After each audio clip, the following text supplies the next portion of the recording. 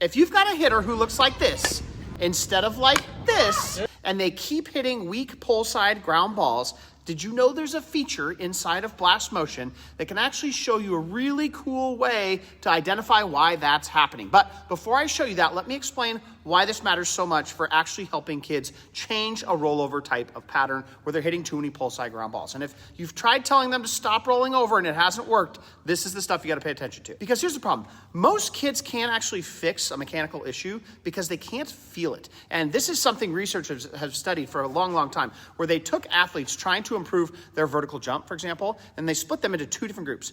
Both groups did the exact same training, but one group got instant feedback after every rep so that they could tell if that jump was better or worse, right? And the other group didn't. And the group with feedback, guess what happened?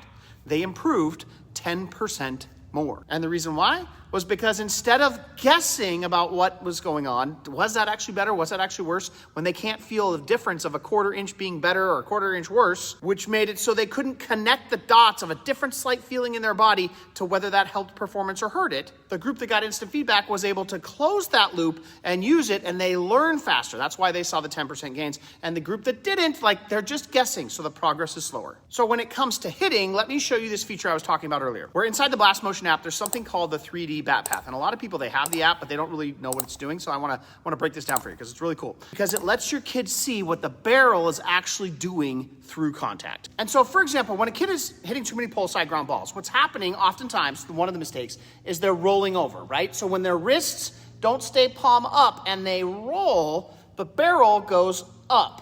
And when you go inside the Blast Motion app, what you will notice is that this black line right here, that's when the bat sensor is identifying vibration, and it knows that's where contact was made.